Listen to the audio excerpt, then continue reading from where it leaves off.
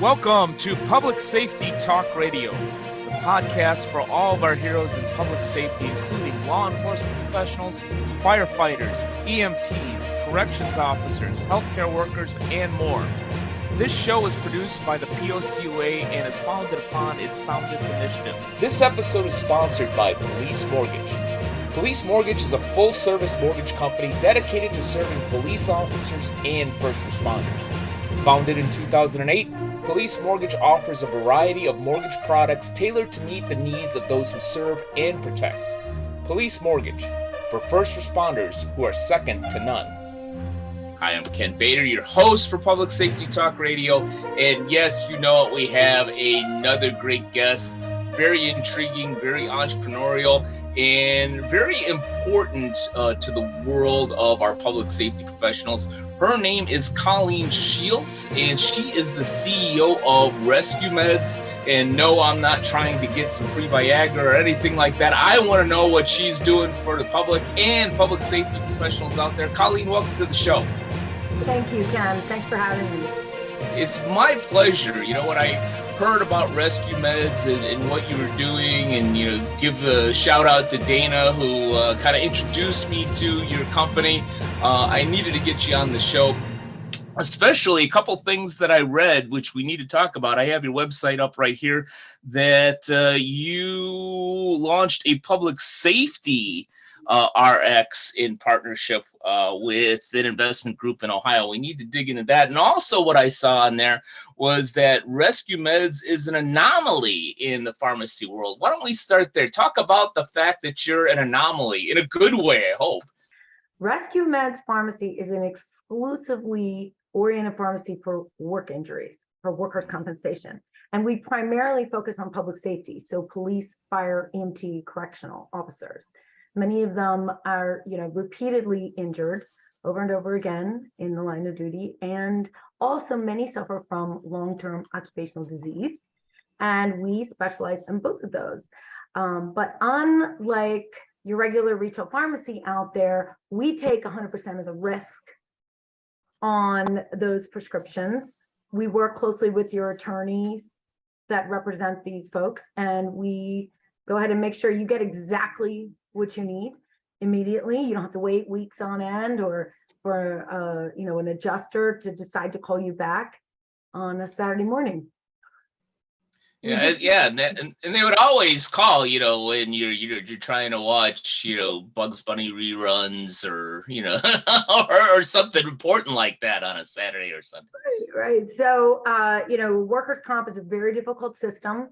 69% of all injured workers are going to be denied, declined, or delayed their prescription coverage in the first 6 months of care. And, it's not only in the early parts of an injury before a case is compensable, but it's actually after that. So if you have a long-term injury, the insurance carriers will continue to try pretty much every trick in the book to make sure that they don't have to pay for your needs. And I have a great personal objection to that. Yeah, it's funny. I got to walk a fine line because one of our primary sponsors is AmTrust, who is an insurance company who does a great job with the stuff. Yeah, they do for them. Yeah, well, they do an awesome job with the line of duty debt protection, killed in the line of duty debt protection. But I also know insurance companies, in order to stay in business, will generally look for every way possible in a loophole not to pay. And come on, guys, our public safety professionals deserve better. And you're doing that, it sounds like. Absolutely. And that really was my personal goal in launching, my first company and this company. I can't think of a better way to leave an imprint and to help people than helping the people that run into the burning building when I'm running out of it, or that are protecting my safety. You know what I'm saying? So, what goes on and how often that they are denied is really unspeakable. It's inconceivable. And I don't know how much your audience understands about workers' comp specifically, or how much you've really delved into it. Are you very familiar with workers' comp? Well, fortunately, I've never had a workplace injury, so no, I personally am not very familiar. But our audience, obviously, there are folks that have had injuries on the job, and some of which that have been forced to retire early because of different injuries, whether they be physical or even mental PTSD and things of that nature. So, speak to that a bit.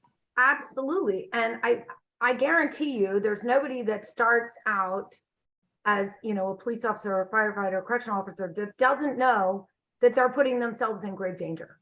Yeah. They know that, right? They get it, they know it, somebody's got to do it. Thank God they do. We're all better people, we're a better society for it. But the promise is that should something happen, we are actually going to take care of them. And we're going to take care of their family. And that's the way it goes. And I think that the big elephant in the room is, of course, the PTSD. And, it's really, it's disheartening to know that everybody wants the story of, okay, they saved the kid in the house, right, from a hostage situation. Nobody wants to talk about the fact when they didn't save the kid in the house. Yeah. And nobody wants to talk about the fact that they live with that, and certain triggers can really affect them, even down to a smell. And they will walk away with that for the rest of the day. And that could, that could really affect somebody's mood. And their ability to do their job, frankly, their ability to connect with their family. And, it really manifests itself in other ways. I do a lot of speaking at events.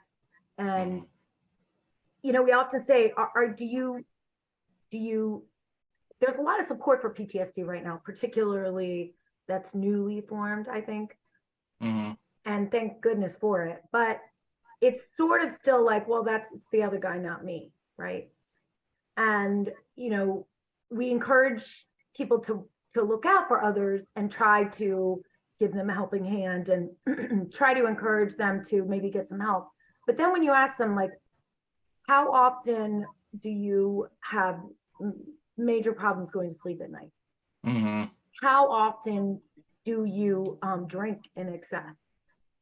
How often do you feel the need to escape? How often are you quick to anger? How often are you getting a little bit violent and you got to pull yourself into control? These are all like little signs, or little telltale signs that maybe there's more going on. And it's a paradigm of problems. But the first step is, let's just address it. Let's get some treatment on it. And if there's medications involved, a company like my company, no matter what's going on with your case, is going to provide those medications. And in some case, that's actually a life-saving. So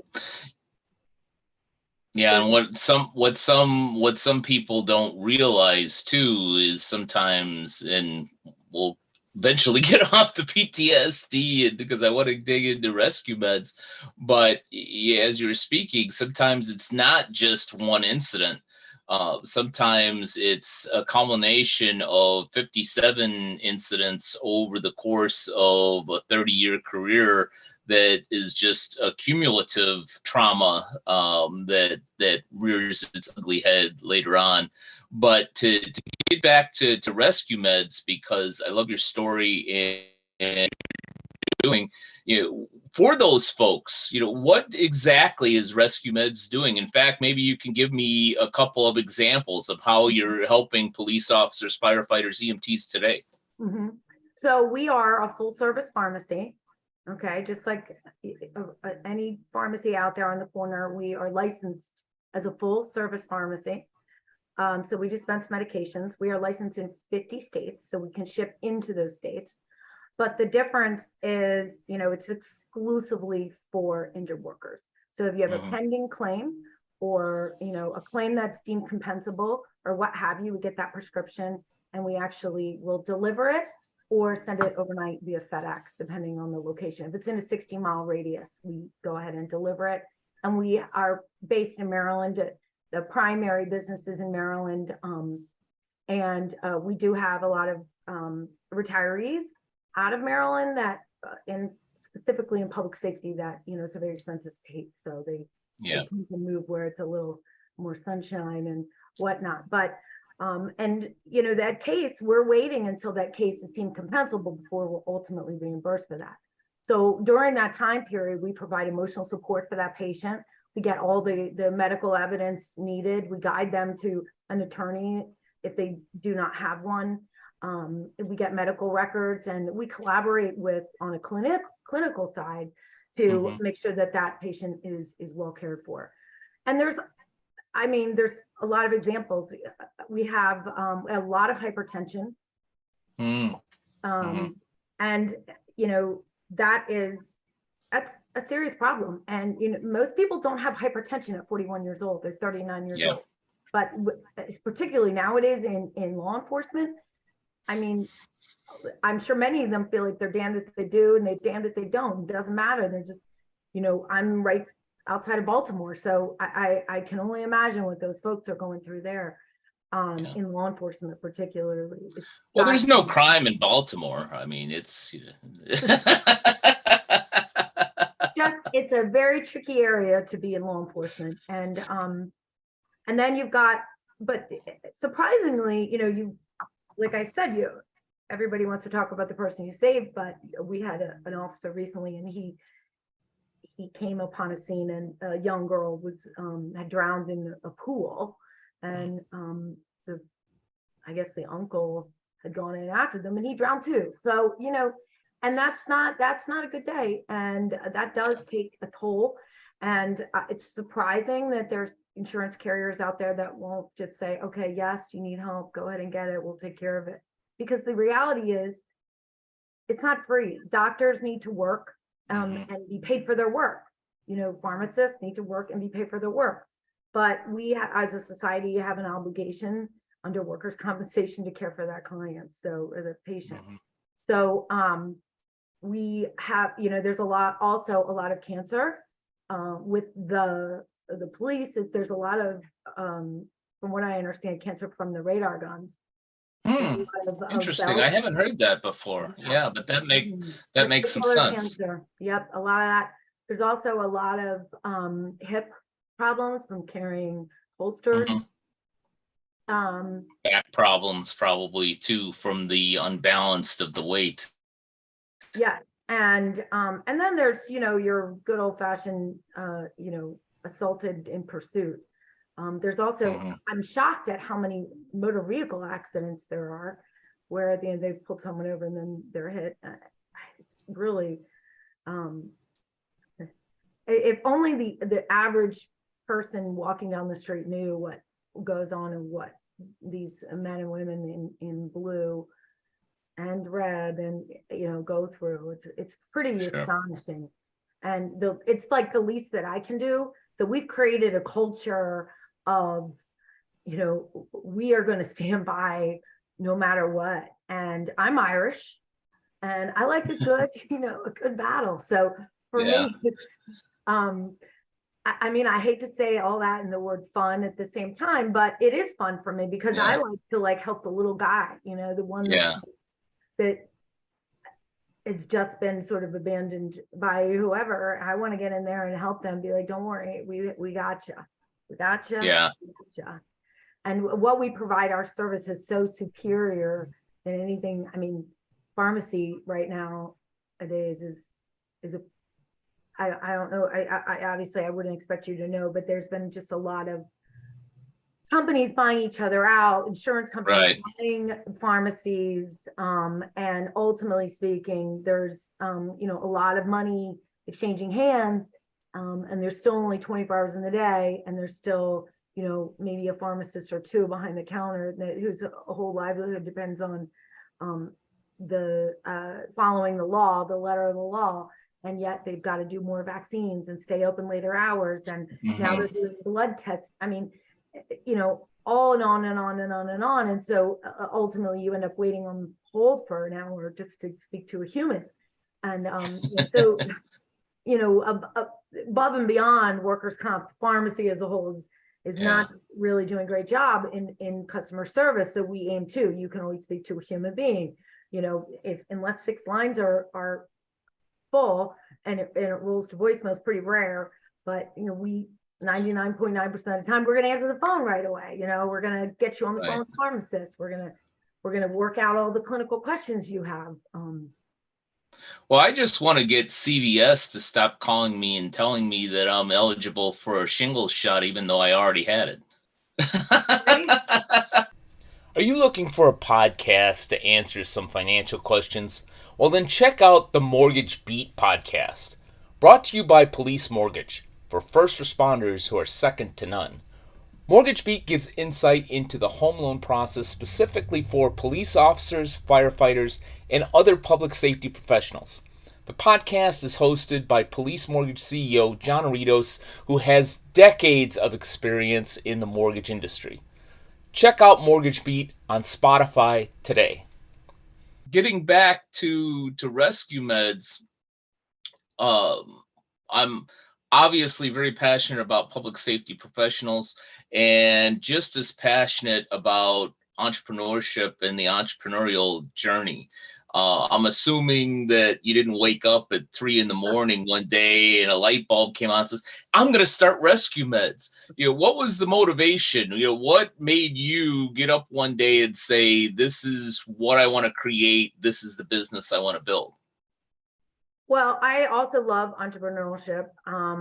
And I think that was sort of always in my blood. I think I don't like being told what to do. So it's that Irish thing again. Yeah, 100%. So that's a lot of honesty right there. But no, really, I was working for a company that's the largest company in this particular space.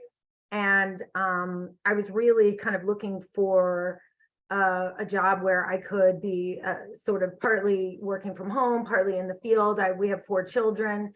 And, I kind of wanted to have the maximum flexibility. I had no idea what workers' comp was. I got into it and I really enjoyed it and I really learned about it and I really wanted to master it. And I have a family, I have 5 siblings, 4 are lawyers and my father is a lawyer. And, I really geeked out on learning and understanding the law and then challenging them like, well, do you know this? Do you know this?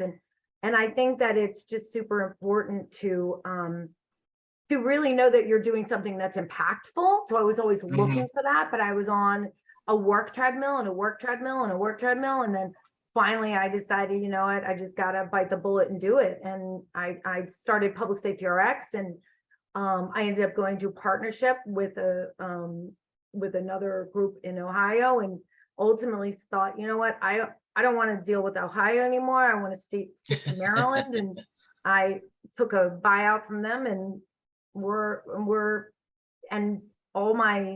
all the union leadership and all of the attorneys here that I have relationships with, I have over about 230 referral sources. And they trust me. They know that I'm going to make sure that I say what I'm going to do and I do what I'm going to say. And I had a lot of emotional support from my family. I had a lot of people in the community that supported me. And I think that ultimately speaking, if you do the right things will happen. Mm-hmm. And they might cost more money, right? Yeah. But you do the right things will happen. You hire the good attorney. You know what I mean? You spend the extra money getting the extra advice. You get the better security system. You just no shortcuts. It's not for free. You're going to work 14, 16 hours a day. You're going to make some sacrifices, but you dig in and you believe in what you're doing. And if you don't believe in what you're doing, do something else because it's not going to work. Go be an employee. But I really believe in it. Or start something else. Well, and you know what? I love the concept of shift work. And I'm always kind of trying to coach and train and give as much advice as I can to my shift, to these gentlemen and ladies that are doing shift work.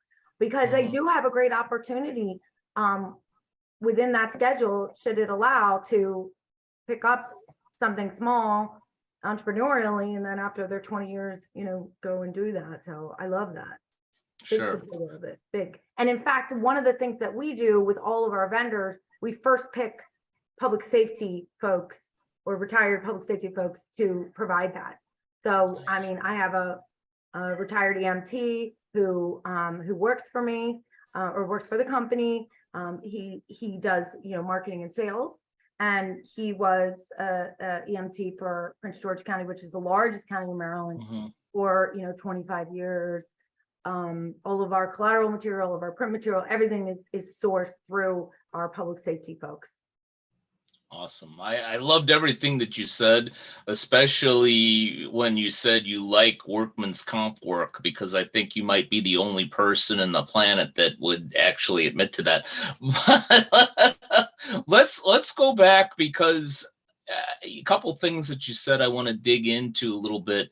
That you come from a family of attorneys, and having a good attorney is important, and especially for those folks. I mean, let's not kid ourselves. Certainly there are some people that take advantage of workman's comp, but there's a lot of people out there, where you come into play, where people aren't getting what they need or as much as they really need in certain situations. How do you work with the attorneys, and how does that piece of it work in helping your clients and working your business? Well, I'll give you an example. So in Maryland, there's something called presumptions, right? Are you familiar with presumptions at all? Okay. I'm not, but I bet you're going to tell me what that is. I'm gonna, for those boys and girls out there who don't know what that is. So in workers' comp, okay, so first of all, workers' comp is the grand bargain, 1904, right? And the premise is very simple. If you're injured at work, the employer is obligated to pay for two things: your lost wages and your medical care. So on its face, right, like prima facie, it's very simple concept: lost wages, medical care, okay? But in return, you can't sue them, right? Mm-hmm.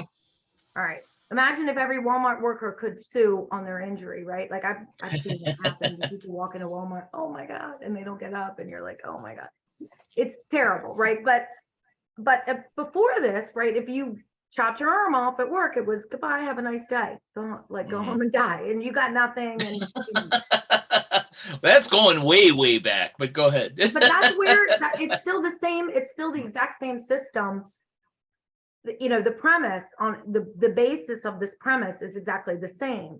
So it's important to remember, because a lot of people don't understand it's completely separate than your regular health insurance. We got to go back to when there was no health insurance. You were either rich or you're poor, and the doctor either came to your house or didn't, right? So that's what's really important to remember. So presumptions were okay. So in workers' comp, the burden to prove that you were injured on the job is upon the worker.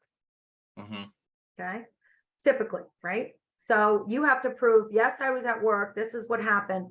And if they can prove you were not, then they win. But so you got to prove it.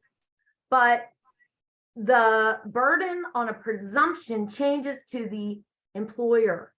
The employer has to prove that you were not injured on the job if there's a presumption statute. So for Maryland, under presumptions, okay, it's police, fire, EMT, correctionals. Those poor guys have been fighting. They're a little bit separated, but they've been getting more and more and more presumptions. But nonetheless, so hypertension, PTSD, pulmonary, and cancer, okay, and it's specific to certain cancers, okay. So in some states, like for example Texas, if anyone is in lawmaking in Texas, you guys need to get your act together, because there's really no presumption on hypertension in Texas. It's absurd. But nonetheless, so they have to prove that you were not, that somehow it's not from work. Okay, so what does that make you think? Okay, the Maryland state legislature decided, you know what, we think this is important enough that we're going to pull the burden of proof away from the actual public safety officer, and we're going to put it on the insurance carrier because we feel that strongly about it, right? Those are elected officials.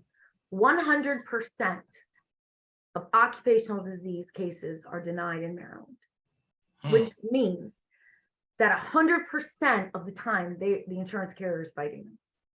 Now, if you're holding a child that's shot with brain matter on your face and in your eyes, you think that they should be compelled to say, you know what, we recognize this was a terrible incident, you PTSD, we're pulling you out of work We're going to give you lost wages. We're going to give you medical care. Here's your doctor. Here's your medicine. Go home and rest. We'll see you in 2 months or whatever. It doesn't happen. I have that exact situation right now. Exactly what happened. And guess what? In fact, they finally, after I think 18 months, deemed the case compensable for this particular guy. And the insurance company is still fighting not paying for it. Gotta love insurance companies.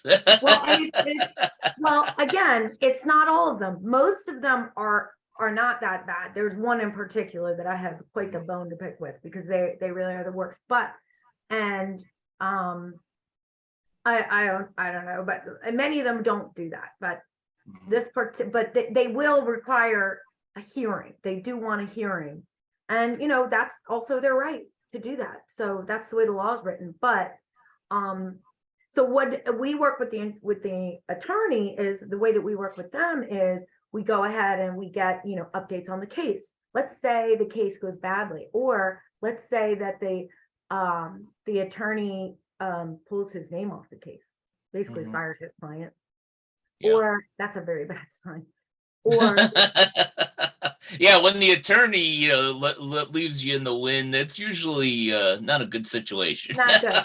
Or let's say that there's just new evidence that has come to light. If you're a smoker, you're going to have a really hard time getting covered on workers' comp. So, if that comes to light or something, we're informed immediately. We have a lot of loss mitigation strategies so that we don't, lose our shirts, right?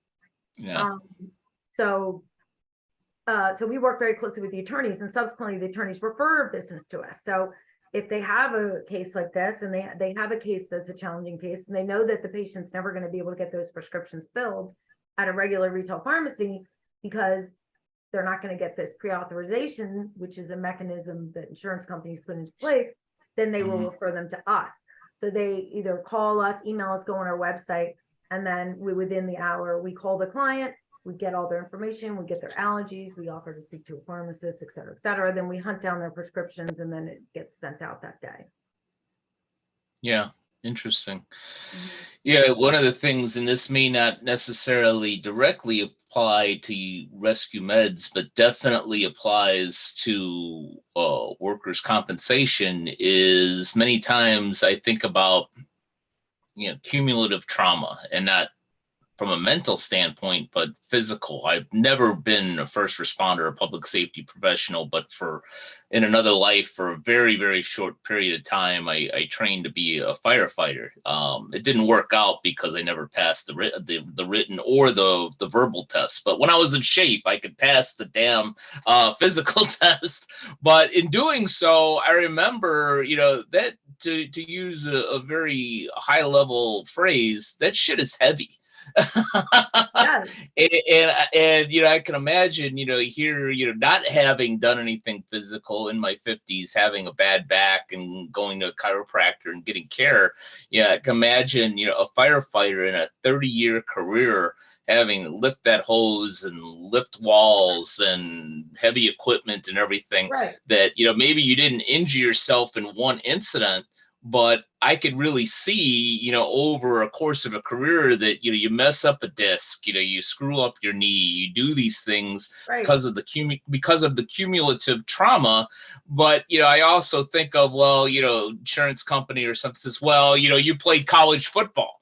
How do we know that, you didn't get injured, tackling somebody, past the 50-yard line, and this really is from, carrying all that crap for 30 years. Yeah. Right. How does I always think, how does that work? Well, I mean, and guess what? They probably can get out of it. I mean, if they have some documentation that shows that you in fact had a knee injury in college, they're not going to have to pay for that.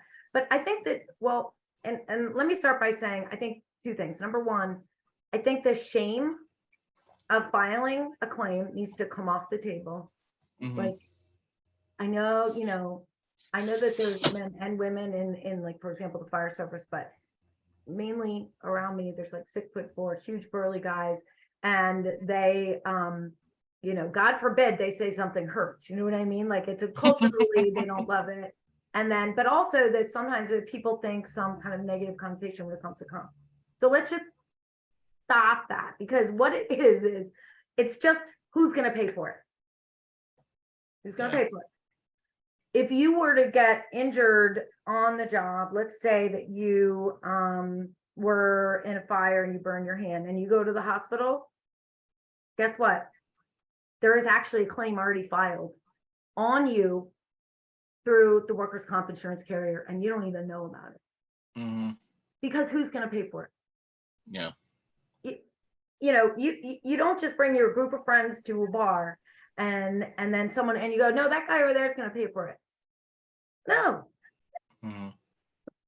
You're going to pay for it. So the point is that, like, that's really what it boils down to. Is it injury? Is it work related?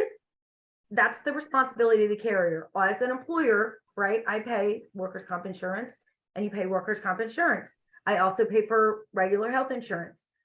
These two insurance companies, each one of them has a responsibility, and it's just whose responsibility is. So the best thing to do is, if you are injured, is to document, because then it's going to be least likely people fighting about who's going to pay for it. The biggest challenge that I see, though, is that y'all work for so many different people, because you'll get to retire at like 20, go to the next one, retire 20 years, and then go to the next one. So you see a guy, he's a police officer, then he's, a capital area police, then he's, then he decides for his retirement job, he's going to be a school security person. So that's right. What ends up being challenging. But for the cumulative, it's just document, and that's it, and that's all. Like, that's just a part of doing your job. That's your responsibility. It's got to document if you are injured. That's part of the requirements. You just do a first report of injury. You got to report it to your supervisor, and then you have to report it to the state agency within 30 days. So, and it shouldn't, but it is hard to prove that. Like, yeah.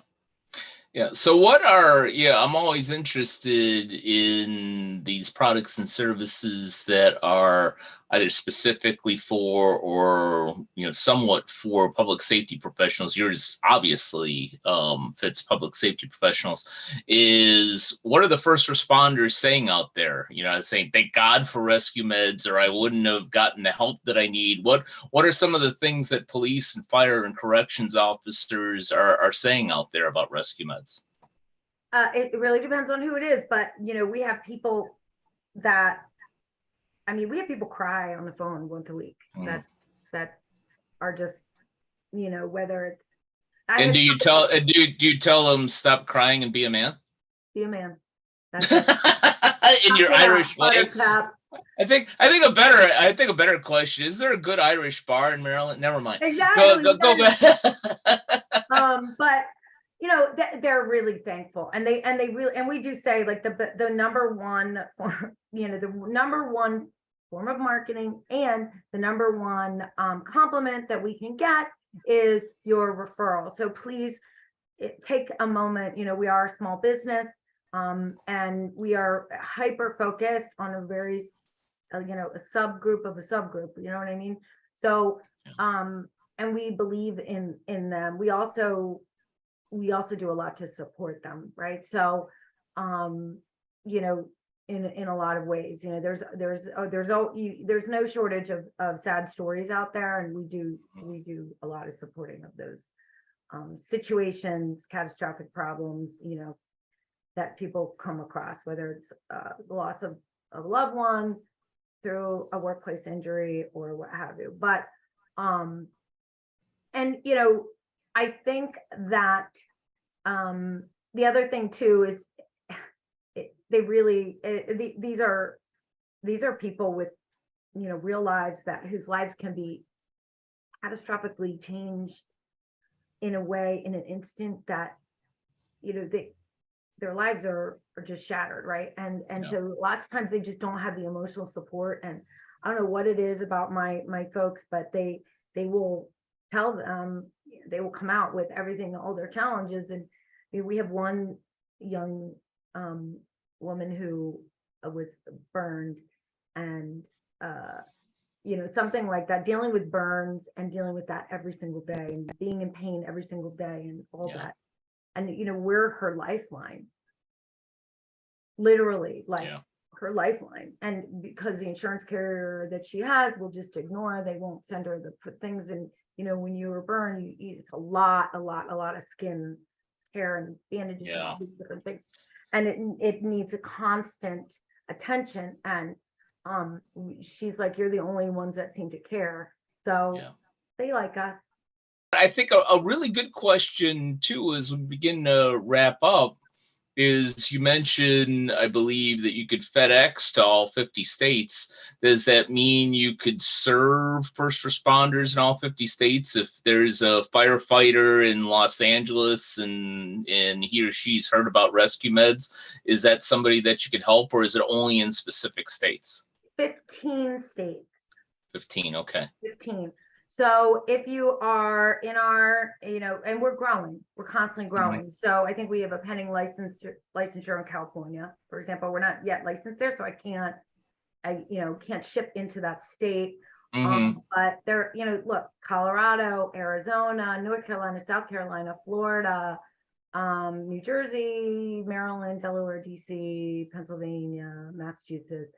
And we have a map on our website. And literally, if someone called me today, right now, and said, I need this prescription filled, provided we can get that prescription to get into, the computer system, we need the script. But it would ship out today and they would get it tomorrow. Got it. Well, I love what you're doing, and I really, really appreciate the support that you're giving public safety professionals. We need more of that, especially from our entrepreneurs out there. For those folks that are watching or listening that you really could use the services of RescueMeds, how best can they find you and your business out there? Just go to RescueMeds.com and all of our information is there. It's very, very simple. They can always call, because sometimes in this day and age, that's what you need. You don't need a website. You need a voice. You need someone. You need a person on the other end of the phone. And that's 240-658-8777. That number is also on our website, and we're there. And so Colleen will pick up 24/7 and help you personally. 3 a.m. this morning. Colleen, I so enjoyed our conversation, and more so, really, really sincerely appreciate what you're doing. Thank you so much for being on the show. Appreciate you, Ken. Thank you to all of you who have either watched or listened to this episode of Public Safety Talk Radio, and we'll be back with you next week with another great guest. Public Safety Talk Radio is produced by the POCUA. POCUA is a consortium of financial institutions serving law enforcement as well as other first responders and public safety professionals. To learn more about our association and to find one of our credit unions or service providers near you, go to www.policecreditunions.com. And always remember, if you aren't working with one of our POCUA credit unions, you're just banking with an institution that just so happens to serve first responders. As a public safety professional, you and your family deserve better. Find a POCUA credit union today.